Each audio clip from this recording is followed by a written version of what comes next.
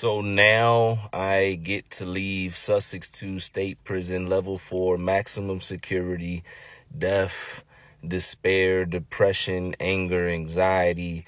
Man, I was glad to know that I was going to be able to make it up off there.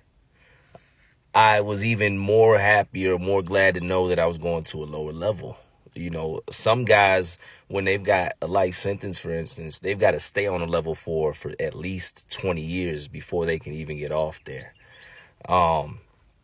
That's hard, man. That's crazy to think that somebody's got to live 20 years on a place like Sussex. But I get it, though. You know what I'm saying? I get it, because at the same time, monsters do exist, right? So nobody's saying prison shouldn't exist and that there shouldn't be punishment and bad things don't happen. But man, as a kid that was a driver, where nobody in a crime where nobody was hurt physically, it was just ridiculous to be sent there with 144 years, all suspended but 19. Got to stay charge free just to do 85%. Because if you catch a charge, the 85% is going to shoot the 91. It might be 100 before you know it. So my transfer came up. I was happy. I was able to actually not just go to a level 3, but a level 2. And, you know, it should have been a good thing. I'm younger. I get off of a maximum security prison. I dropped all the way down to a level 2. But the issue was I was still young. I had a chip on my shoulder. I was still angry, and I had started to get good at prison. Sussex 2 was the training grounds. It's the perfect place to get good at prison if you're willing to learn, if you know what I mean.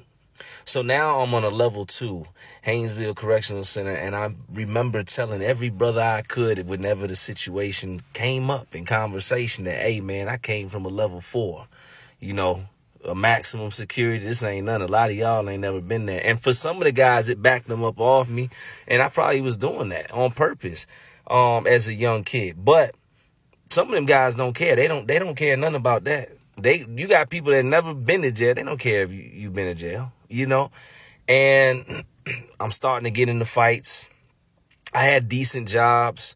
I worked in the gym. I worked in the sewing factory, but man, I would get in trouble here and there. I started rocking with this cat from New York, man. We was cool, man. That was my people, and we was clicked up. You know what I'm saying? We would eat together. We would get money together. We were making a little moves here and there. You know, getting the pack in, doing things like that. And everything was good. We were eating good. We was able to get some money, you know.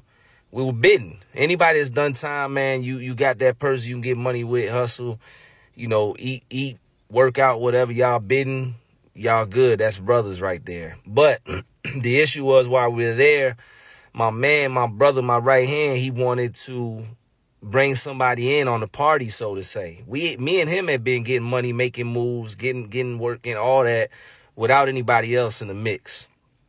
But he rocked with this dude. Dude had got transferred up there. And I remember going back and forth. I was like, nah, bro. I said, nah, because it's not broke. We don't need to fix it. But he was like, nah, man. He was adamant. Yo, I trust this dude. Finally, I gave in. Here we go. I'm in prison, you know, committing crimes and still feeding into peer pressure because I'm angry and I don't see freedom. I've still got over a decade and a half.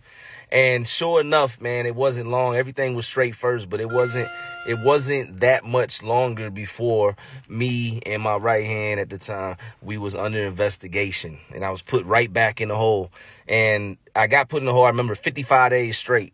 And when I was back there, I had immediately lost like 37 pounds. I came out there looking like Skeletor. I was under investigation because the dude that my man brought in on the car, so to say, to get money with us, he was facing a whole nother street case in a whole nother city.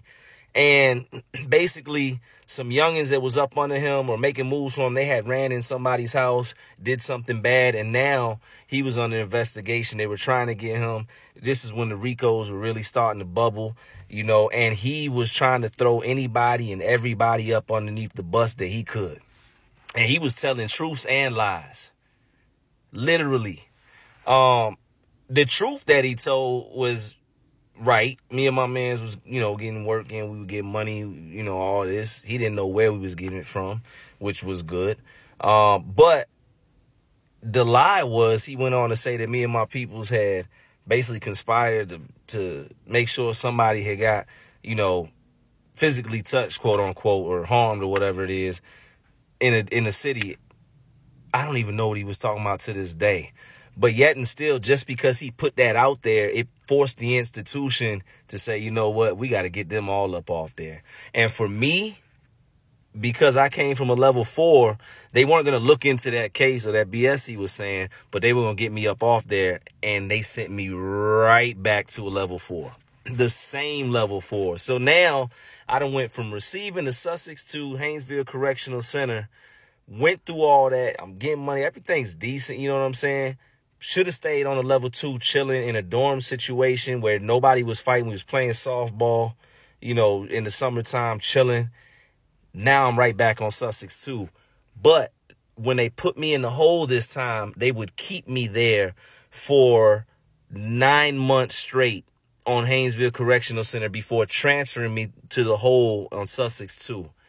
This was about the time I almost lost my mind the first time in prison. Notice I said the first time. It gets real when you're in the hole. It's isolation, it's segregation. You are alone. There's no connection to the outside world. I was on a level 2 now where I could go in the rec yard all day, but now I got sent back to the hole. Now I'm even more angry because this dude lied on me. I remember telling the guards, I said, man, I can't take this. And they took that the wrong way and put me on suicide watch. And basically what happens then is now you're in a hole in what they call a turtle suit. That means no clothing and nothing, just this protective vest they put over you, and they watch you on camera. And you got to lay there in the cold with no sheets or nothing until they decide that you're okay. You get an eval. So don't say the wrong word if you get locked up. It's red flags. And now I'm in the hole and it was serious, and I'm losing my mind. I'm angry, and I'm headed back to Sussex 2. And now I'm in the hole in Sussex 2. And I'm even better at prison. Just because I got caught up in this, that don't mean nothing. I really know how it runs now. And I got a little rep. Because I already been there before. So dudes already know my name. And my name was decent. It was a good name. So now I'm a young kid that done went to a level 2. It's like somebody literally going to do something great and then coming back to the brothers that was unable to make it off that level 4, for instance. And now you're able to tell a story, but that's the wrong type of hype. I couldn't even get it. I remember holding a sign up in the window to let the brothers know I was in the hole because I was just trying to get up out that joint, man. It was that serious. They would not let me out of that hole.